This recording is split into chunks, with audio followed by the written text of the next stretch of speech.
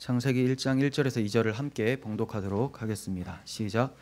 태초에 하나님이 천지를 창조하시니라.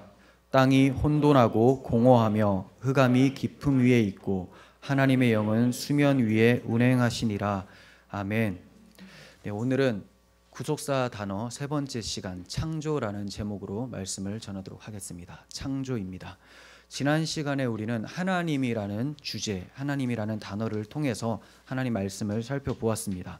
성경이 증거하는 하나님은 어떠한 분이라고 말씀을 드렸습니까? 5가지로 말씀을 드렸었는데 우리의 창조주시고 우리의 왕이시며 또 우리의 재판관이시고 스스로 충족하시는 분이시며 또 언약을 지키시는 구원의 하나님이다.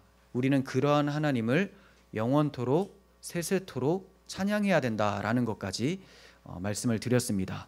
그래서 우리가 이러한 하나님을 제대로 알고 있다면 바울처럼 찬양하는 것이 마땅하다라고 말씀을 드렸어요. 만물이 주에게서 나오고 주로 말미암고 주께로 돌아감이라. 그에게 영광이 세세토록 있을지어다. 아멘. 네, 하나님께서 이렇게 자기 영광을 위해서 우리 죄인들을 구원해 주셨습니다.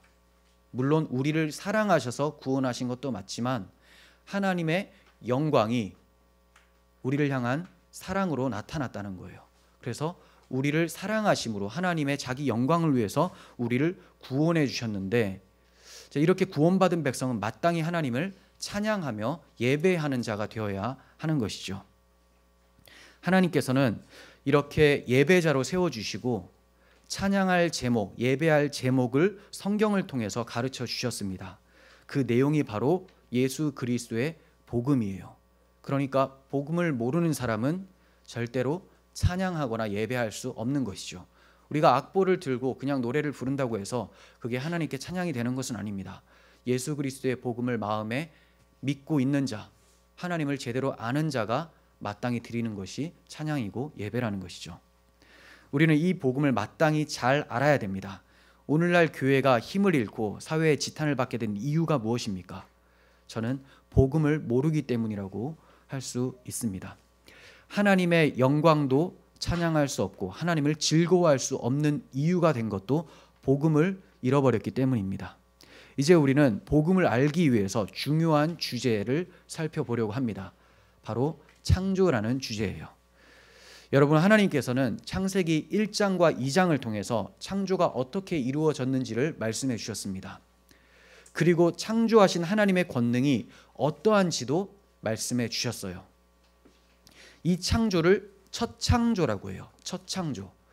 첫 창조라고 말씀을 드리는 이유는 다른 창조도 있기 때문입니다. 두 번째 창조, 바로 새 창조입니다. 성경의 마지막 책 요한계시록 마지막 장에 가면 21장에서 22장에 가면 또 창조 이야기가 나오는 것을 보게 됩니다. 거기에서 나타나는 창조는 새 창조입니다. 그러니까 성경의 처음 첫 장과 마지막 2장이 무엇을 말씀하고 있습니까? 창조와 창조를 얘기를 하고 있다는 거죠. 창조와 새 창조. 그러므로 우리가 성경의 전체 내용이 뭐냐라고 했을 때 한마디로 말씀을 드린다면 창조 때 어그러진 것이 하나님의 일하심으로 다시 새 창조로 회복된다. 창조에서 새 창조로 일하시는 하나님이라고 말씀을 할 수가 있습니다. 성경은 태초에 하나님이 천지를 창조하시니라라는 말씀으로 시작을 하면서 하나님의 주권과 권능을 선포하고 있습니다. 그런데 이어지는 두 번째 구절을 통해서는 창조의 상태에 대해서 말씀하시므로 하나님이 하시는 일이 무엇인지를 생각할 수 있도록 도와주고 있습니다. 자, 1절 이후에 진행되어지는 말씀을 봅니다. 땅이 혼돈하고 공허하며 흑암이 깊음 위에 있고 하나님의 영은 수면 위에 운행하시니라. 처음 상태가 어땠다는 겁니까? 혼돈과 공허, 흑암의 상태였다라고 말씀을 하고 있죠. 하나님께서 아무것도 없는 상태에서 하늘과 땅을 만들어 주셨습니다. 그런데 이때는 세상이 혼돈 상태였어요. 하나님이 혼돈을 만드신 것이 아니라 하나님이 하늘과 땅을 만들어 놓으시고 이제 무언가를 시작하시기 전의 상태가 바로 혼돈과 공허 상태였다는 겁니다. 쉽게 말해서 하나님의 부재 상태, 하나님이 함께하지 않는 상태는 어떤 상태? 혼돈의 상태, 공허의 상태, 흑암의 상태라고 하는 거예요. 우리가 흔히들 이 어둠의 자식아라고 하면서 막 종종 장난스럽게 얘기를 하잖아요. 그 어둠의 자식이라는 게 뭐냐면 하나님은 빛이신데 그 빛의 부재가 바로 어둠이라는 거예요. 하나님이 함께하지 않는다라는 거죠. 세상이 참 어둠에 가려졌다라는 말은 빛이신 하나님을 모르고 살고 있다라는 의미예요. 지옥에는 그 빛이 없습니다. 눈에 보이는 이런 빛이 없다라는 것이 아니라, 물론 이런 빛도 없겠죠. 하지만 참 빛이신 하나님이 안 계신 상태, 하나님이 그들과 함께하지 않으시기 때문에 그 상태가 흑암의 상태고 지옥의 상태라는 겁니다. 혼돈과 공허죠. 혼돈, 형체가 없는 상태, 그리고 텅텅 비어있는 상태. 이 상태는 하나님께서 보시기에 좋은 상태가 아니었습니다. 하나님께서는 원하시는 것들이 채워져 있으며 그것들이 질서 있게 서 있어야 된다는 것을 원하셨어요. 원하는 것들이 채워져 있고 질서 있게 세워져 있어야 된다. 그래서 먼저 3일 동안은 세상의 틀을 만드십니다. 빛을 나타내시고, 제가 나타낸다라고 말씀을 드렸습니다. 이따가 말씀드릴게요. 빛을 나타내시고 하늘을 만드시고 땅을 만드시고 바다를 만드시고 이렇게 틀을 만드셨습니다. 이때 주의할 것은 아까 말씀드렸던 빛이라는 거예요. 이 빛은 물리적 빛이 아니라 참빛, 곧 하나님의 영광을 가리킵니다. 우리는 이 빛이 무엇인지를 요한복음 1장을 통해서 잘 알 수가 있죠. 태초에 말씀이 계시니라, 그 말씀이 하나님과 함께 계셨으니 그 말씀은 하나님이시라. 그리고 이 말씀을 가리켜서 참빛, 세상에 와서 각 사람에게 비추는 빛이 있었다라고 사도 요한은 증거합니다. 그러므로 그 빛은 바로 이 땅에 오신 예수 그리스도를 나타내는 거예요. 그러니까 하나님께서 말씀이신 그 예수 그리스도를, 하나님의 영광을 나타내는 예수 그리스도를 태초부터 선포하고 계셨다라는 겁니다. 빛. 자, 그리고 나머지 3일 동안 만들어진 틀 안에 내용물을 채워 넣으십니다. 즉 광명체를 만드시고요, 새와 물고기와 짐승, 그리고 마지막 6째 날에 제일 마지막으로 하나님의 형상대로 남자와 여자를 창조해 주셨습니다. 그럼 다음 남자와 여자에게 생육하고 번성하여 땅에 충만하고 땅을 다스리라라고 명령을 해주시고 또 금지 명령까지 주십니다. 선악과를 먹지 말라는 금지 명령이죠. 그러나 그들은 하나님의 금지 명령을 어기고 선악나무 열매를 먹게 되었습니다. 자, 이제 하나님의 심판이 시행되어야 마땅한 것처럼 보여져요. 하지만 하나님께서는 심판을 시행하지 않으시고 오히려 여자의 후손을 보내셔서 아담과 하와를, 남자와 여자를 타락으로 빠뜨린 뱀을 심판하시겠다고 선언하십니다. 여자의 후손을 통하여 뱀의 머리를 상하게 할 것이다라고 복음을 계시해 주시고 그 증표로 짐승의 가죽옷으로 수치가 드러나서 벌거벗겨진 아담과 하와를 가리워 주십니다. 인간은 범죄했는데 하나님은 그들을 심판하신 것이 아니라 뱀을 심판하시겠다라고 말씀하셨고 또 그들의 수치를 흠없는 짐승의 대속으로 가리워 주시겠다라고 말씀해 주셨던 거죠. 우리가 범죄할 때 하나님은 그 범죄 현장에서 복음을 선포해 주신 하나님이십니다. 그런데 하나님의 창조 사역은 여기서 그치지 않아요. 인류가 계속해서 하나님께 반역을 하자 하나님은 자신의 피조물들을 홍수로 심판하여 다시금 온 땅에 혼돈이 가득하게 만들어 버리십니다. 대홍수 사건 한번 생각해 보십시오. 다 죽어가고 있고 하루 종일, 아니 40주야를 비가 내리고 있고 여기저기서 신음소리가 들리면서 죽어가고 있습니다. 그야말로 혼돈과 공허의 상태, 물로 싹 쓸어버려서 텅텅 비어진 상태라는 거죠. 마치 첫 창조의 모습과 굉장히 비슷한 모습이 대홍수 때 연출이 됩니다. 창세기 8장과 9장을 통해서 우리가 창세기 1장에 나오는 창조 기사와 굉장히 비슷하다라는 것을 알 수가 있습니다. 자, 다시 봅니다. 창세기 1장 2절 보시면 땅이 혼돈하고 공허하여 흑암이 깊음 위에 있고 하나님의 영은 수면 위에 운행하셨다라고 말씀을 합니다. 그런데 8장은 어떻게 시작을 합니까? 하나님이 노아와 그와 함께 방주에 있는 모든 들짐승과 가축을 기억하사 하나님이 바람을 땅 위에 불게 하심에 물이 줄어들었고 라고 합니다. 자, 여기서 비슷한 것이 무엇입니까? 바람을 땅 위에 불게 하셨다. 여기서 바람은 루아흐라는 히브리어 단어입니다. 그런데 우리가 창세기 1장 2절에서 살펴봤었던 하나님의 영은 수면 위에 운행하셨다라고 할 때 그 영이라는 단어가 루아흐예요. 그러므로 하나님께서 땅 위에 홍수가 있으니까 땅 위에 물이 있었죠. 거기에 바람을 불게 하셨다라는 겁니다. 창조기사와 상당히 비슷하죠. 그리고 창세기 1장 9절에서는 어떻게 하나님이 물을 모아서 마른 땅이 드러나게 하시는지를 설명해 주고 있습니다.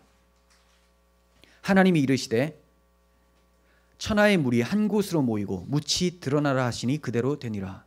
그런데 창세기 8장 5절에서는 하나님이 바람을 불게 하시니 어떻게 됐다고 합니까?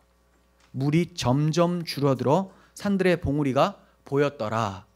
그리고 나중에는 방주에서 나와서 제사까지 드릴 수 있는 육지가 드러나게 된 것이죠. 창세기 1장 20절에서 25절 그리고 창세기 8장 6절에서 19절도 상당히 비슷합니다. 여기에는 두 곳 모두 하나님이 새들을 먼저 언급하시고 그 다음에 땅의 짐승들이 언급이 돼요. 마찬가지예요.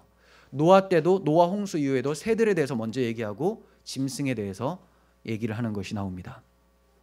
창세기 1장 28절도 봅니다. 하나님이 그들에게 복을 주시며 하나님이 그들에게 이르시되 생육하고 번성하여 땅에 충만하라. 아담과 하와에게 이렇게 명령을 하시죠. 생육하고 번성하여 땅에 충만하라. 복을 주시고 이렇게 말씀하셨어요. 그런데 창세기 9장 1절에서 홍수가 다 지나가고 마치 새 창조의 모습이 드러났을 때 노아와 그의 가족들은 어떻게 합니까? 노아와 그 아들들에게 복을 주시며 그들에게 이르시되 생육하고 번성하여 땅에 충만하라. 또다시 창조가 이루어진 거예요. 마치 노아의 홍수 때의 모습은 새 창조처럼 보입니다.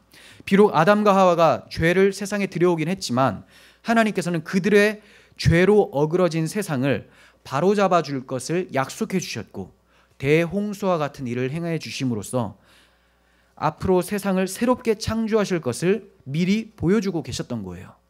그래서 우리는 노아의 대홍수 사건을 통해서 하나님께서 마지막 날에도 이렇게 깨끗하게 해주실 것이다, 죄를 사라지게 해주실 것이다라는 것을 미리 내어다 볼 수 있어야 되는 거죠.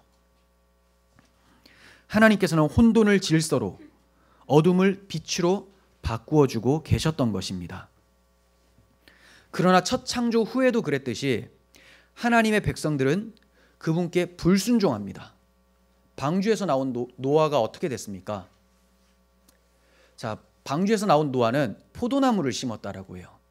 원어로는 포도원을 만들었다는 겁니다. 포도원을 만들었어요.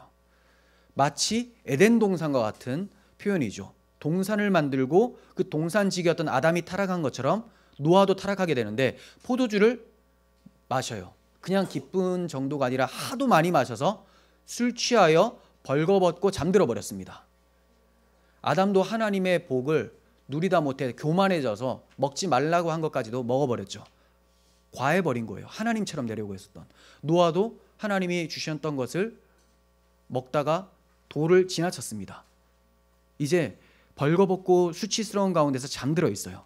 그때 노아의 둘째 아들이 함입니다. 함이 나타나서 아버지의 벌거벗은 하체를 보고 조롱을 해요. 거기서 고하다, 알리다라는 단어는 조롱하다, 비난하다라는 의미가 들어가 있는 단어예요. 어떻게 조롱했냐? 형제들에게 가서 야, 우리 아버지가 벌거벗고 지금 누워 있다라고 하면서 막 놀렸습니다. 자, 이러한 모습을 통해서 우리가 무엇을 보게 됩니까? 노아와 그 아들 또한 여전히 죄 가운데 있었구나. 이것을 발견하게 되는 거죠. 이것은 하나님의 명령에 순종하며 거룩히 살 수 있는 인간은 세상에 하나도 없다라는 것을 반복적으로 보여주고 계셨던 거예요. 분명히 창세기 6장에서는 노아에 대해서 언급하기를 의인이요 당대의 완전한 자요 하나님과 동행한 자다라고 설명을 했습니다. 그래서 하나님께서 그를 기쁘게 여기시고 방주에 탑승시키고 구원해 주셨지 않습니까? 그럼에도 홍수가 끝나고 나서 또다시 이러한 죄를 저질렀어요. 그러므로 노아가 의인이고 당대에 완전하고 하나님과 동행했다라는 것은 정말로 율법에 입각해서 의인이었다라는 말이 아니라 그가 하나님을 바라보고 경외하고 있었기 때문에 의인이라는 칭호를 얻게 된 것이지 의인은 없나니 하나도 없다라고 성경은 말씀하고 있습니다. 자, 그렇게 노아가 범죄했지만 하나님께서는 그의 수치를 다른 두 아들 곧 셈과 야벳을 통하여서 옷으로 덮어주십니다. 벌거벗음을 덮어주셨다라는 거예요. 이것은 마치 아담과 하와가 수치가 드러났을 때 하나님께서 가죽옷을 통하여 덮어주신 것처럼 셈과 야벳을 통하여 그의 수치를 가려주신 것입니다. 잠에서 깨어난 노아는 셈의 하나님 여호와를 찬송할지로다라고 합니다. 자, 이것은 노아가 하나님의 은혜로 하나님의 계시를 통하여서 예언을 한 것이라고 할 수 있어요. 예언. 셈과 야벳이 동시에 덮어졌음에도 불구하고 그가 왜 셈의 하나님 여호와를 찬송할지로다라고 말을 했을까요? 바로 셈의 후손으로 메시아 예수 그리스도께서 오실 것이기 때문이었습니다. 자, 우리는 여기서 알 수 있는 것이 창세기 3장 15절과 창세기 3장 21절, 즉 여자의 후손에 대한 메시아 언약과 짐승의 가죽옷으로 덮어주신 하나님의 은혜 언약에 대해서 동시에 살펴볼 수가 있는 거예요. 셈과 야벳이 뒷걸음질 치며 옷을 덮어준 것은 가죽옷을 연상케 하고 셈의 하나님 여호와를 찬송했다라는 것은 앞으로 여자의 후손으로 오실 예수 그리스도를 예언한 것이기 때문에 이 사건은 에덴 동산의 타락과 에덴 동산의 구원 사건과 동일한 사건의 의미가 있다라는 것을 말씀하고 있는 것입니다. 이렇게 하나님께서는 인간이 범죄한 현장에서 새 창조, 즉 구원을 선포하고 계셨던 거예요.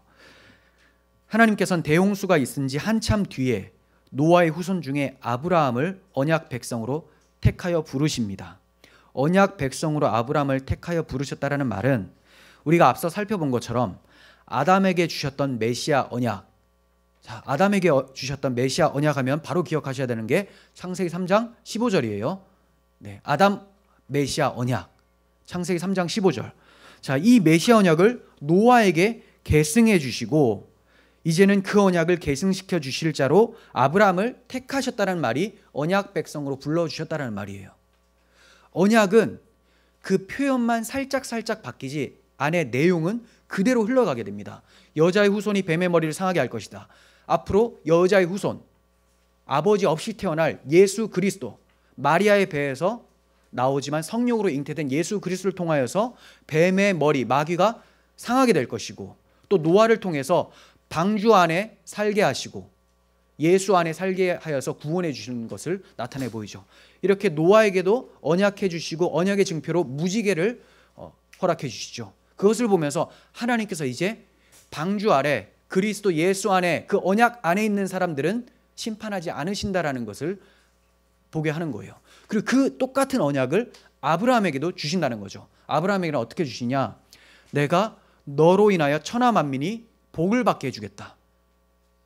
그럼 아브라함이 복의 근원이 되냐? 그게 아니에요. 아브라함이 믿고 있었던 하나님의 언약, 메시아 언약이 복의 근원이 되어서 아브라함이 믿은 그 믿음을 다른 사람들에게 계속 전해주게 하신다는 겁니다.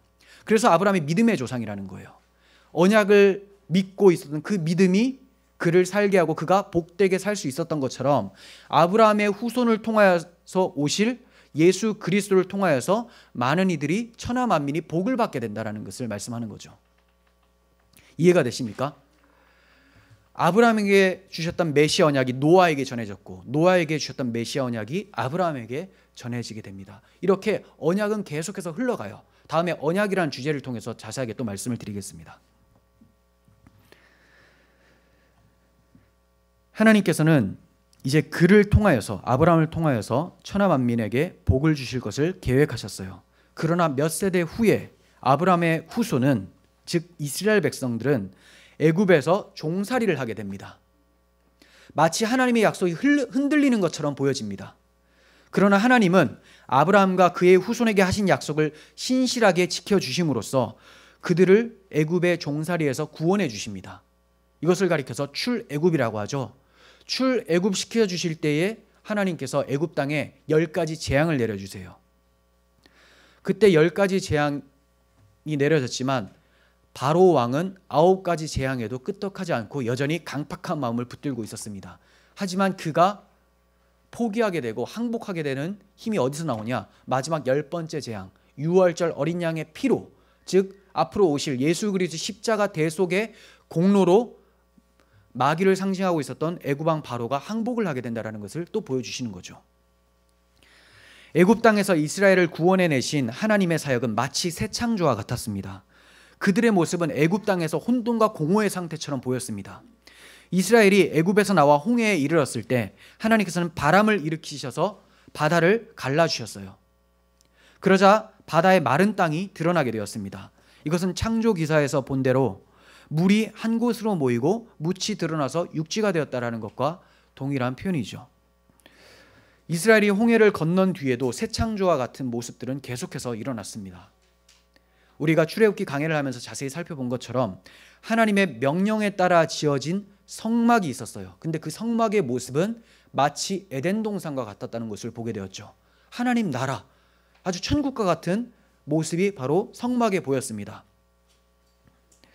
출애굽기에는 이 성막이 하나님의 명령대로 그대로 지어졌다라고 반복하면서 강조하는 것을 보게 됩니다.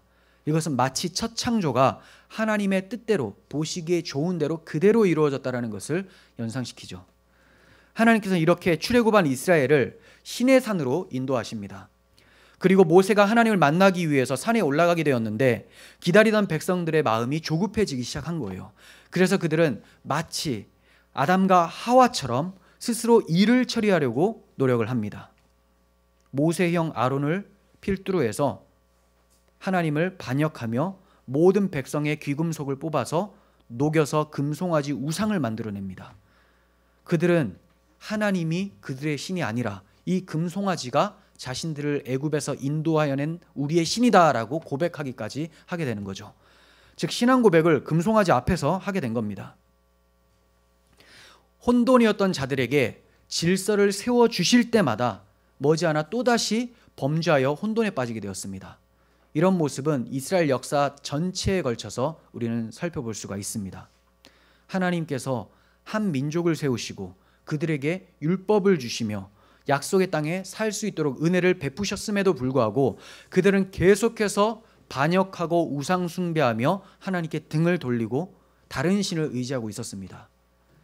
마침내 하나님은 아스루와 바벨론을 들어서 그들을 치시고 결국은 바벨론 포로로 끌려가게 만들어내십니다.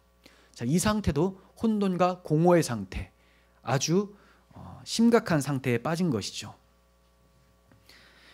이러한 바벨론 유수를 가리켜서 선지자들은 때때로 이렇게 표현합니다. 혼돈과 멸절의 상태다.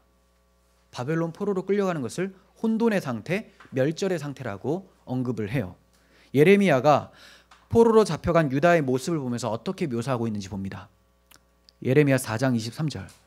보라, 내가 땅을 본즉 혼돈하고 공허하며 하늘에는 빛이 없으며. 지금 이스라엘 상태가 이렇다라는 거예요. 바벨론 포로로 끌려갔는데 혼돈하고 공허한 상태, 하늘에 빛이 없는 상태다라고 합니다. 창조 기사를 떠올리게 하죠. 이처럼 포로 생활은 또 하나의 혼돈으로 들어가게 된 것입니다. 그러나 하나님은 죄로 말미암아 세상에 들어온 모든 혼돈을 제거해 주실 것까지 약속해 주십니다. 예레미야 31장 31절과 34절 봅니다. 여호와의 말씀이니라. 보라, 날이 이르리니 내가 이스라엘 집과 유다 집에 새 언약을 맺으리라. 내가 그들의 악을 사하고 다시는 그 죄를 기억하지 아니하리라. 여호와의 말씀이니라. 네, 이 새 언약은 1차적으로 보면 바벨론 포로에서 돌아오게 만들어 주시겠다라는 거예요. 하지만 우리가 이스라엘 역사를 살펴본 듯이 돌아왔음에도 또 범죄하는 것을 보게 됩니다. 그러므로 하나님께서 그 죄를 다시는 기억하지 않고 사하여 주시겠다라고 하신 말씀은 앞으로 새 언약의 실체로 오실 예수 그리스도를 바라다 보시면서 말씀해 주신 거였습니다. 이사야 65장 17절도 봅니다. 이사야 선지자가 이렇게 말씀합니다. 보라, 내가 새 하늘과 새 땅을 창조하나니 이전 것은 기억되나 마음에 생각나지 아니할 것이라. 새 하늘과 새 땅을 창조해 주겠다. 바벨론 포로의 땅이 아니에요. 바벨론 땅이 아니라 가나안 땅을 다시 회복시켜 주시겠다. 자, 1차적으로는 바벨론 포로에서 귀환되는 거죠. 하지만 궁극적으로는 예수 그리스도를 통하여서 진정한 하나님 나라, 멸망하지도 않고 죄가 없고 유혹할 수도 없는 그런 완전한 나라를 마련해 주시겠다고 약속해 주신 거예요. 포로기 이후에 이스라엘 백성들은 더 이상 금송아지는 만들지 않았지만 계속해서 하나님께 반역을 했습니다. 반역을 어떤 식으로 했습니까? 하나님께 제사를 드릴 때 제사의 의미를 완전히 망각하고 그 제단을 멸시하면서 드렸다는 거예요. 제사의 의미가 뭡니까? 메시아 언약을 가지면서 제사를 드리는 거예요. 하나님께서 앞으로 대속 제물을 통하여서 우리를 구원해 내실 것이다. 우리에게 메시아를 보내주실 것인데 그 메시아는 우리의 죄를 대속하시고 구원해 내신다. 이것을 기억하면서 어린 양의 피를 흘리면서 제단에 바치는 겁니다. 그러니까 당연히 그 어린 양은 흠없는 제물이어야 되는 거죠. 자신들의 죄를 대신 갚아줄 그 메시아를 상징하고 있는 도구니까요. 그런데 어떻게 드립니까? 말라기서를 보면 구약성경 마지막에 보면 병든 것, 저는 것, 눈먼 것 이런 것만 골라서 드리는 거예요.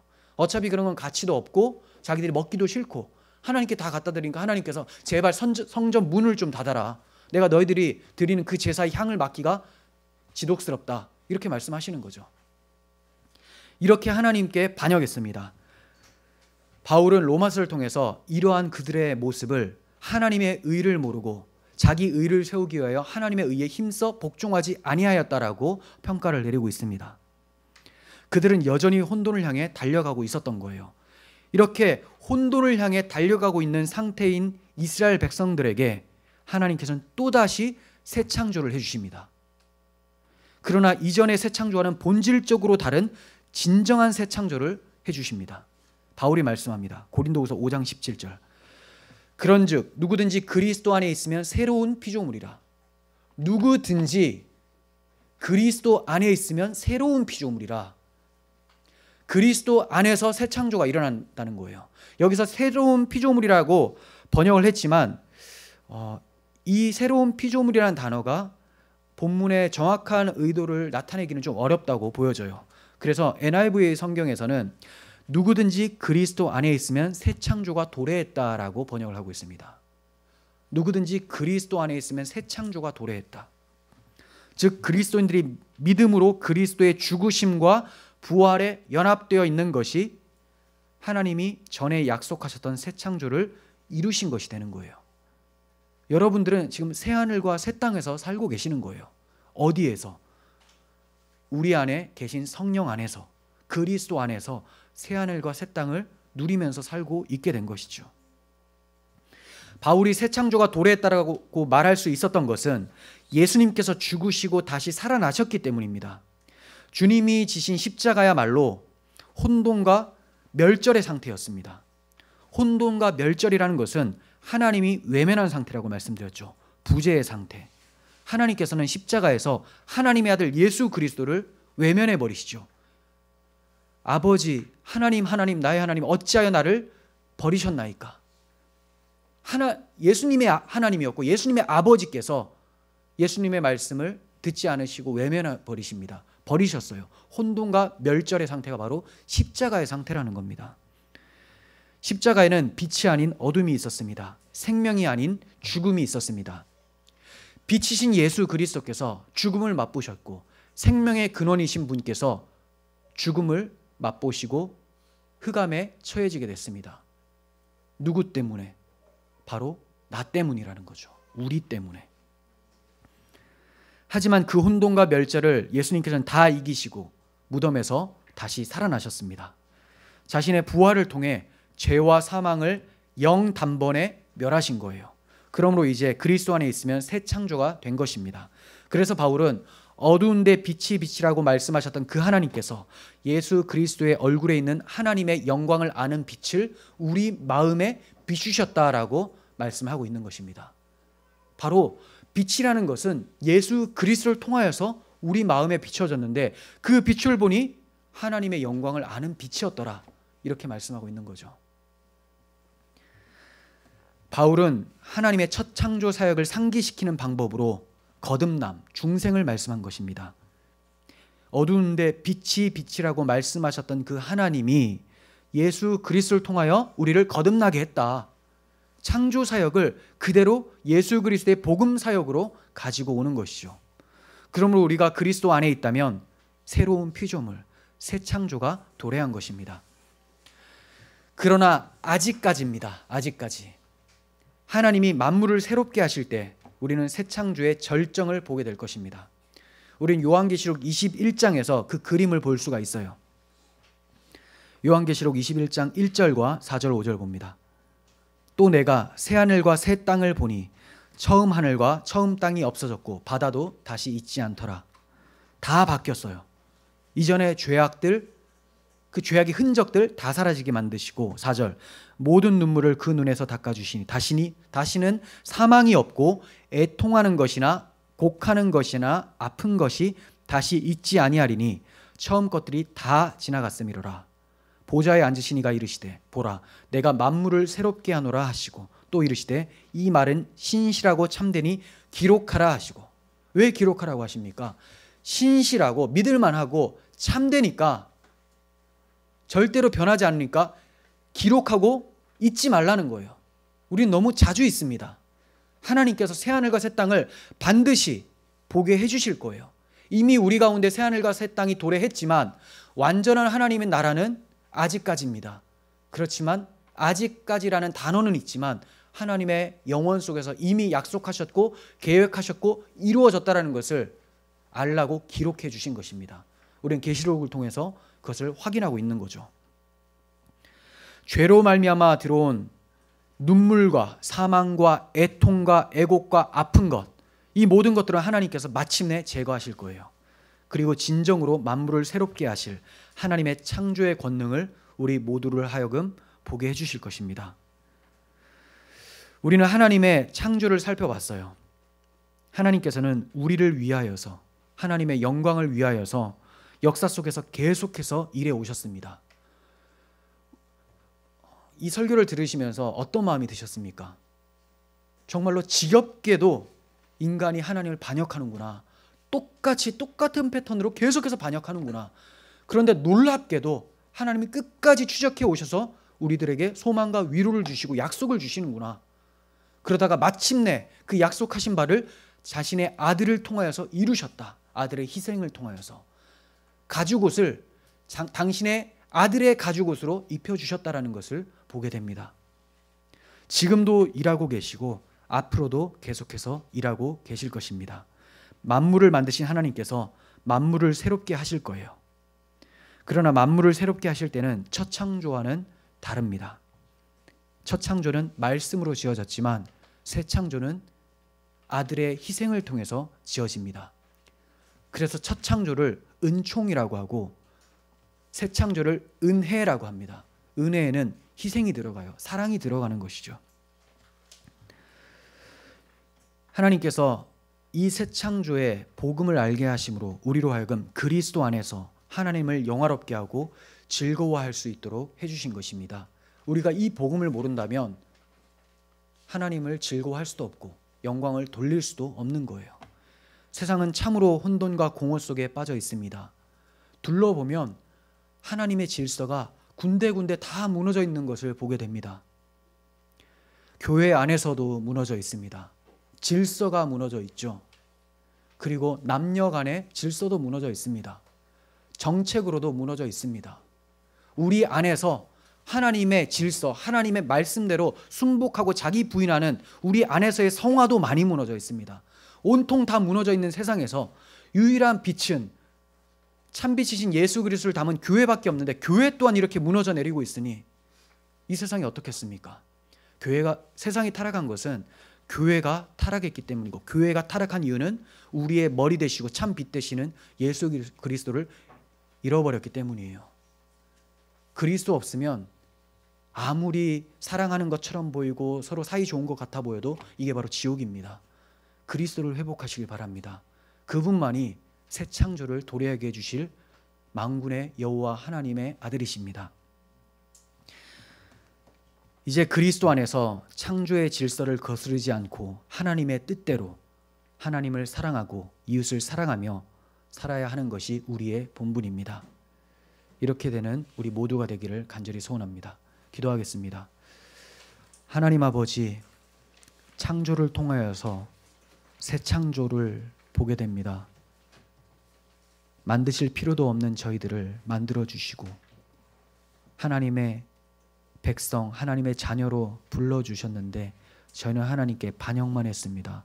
너무나 많은 반역이 성경에 기록되어져 있고 우리 인생의 개개인의 역사 속에서 확인할 수 있습니다.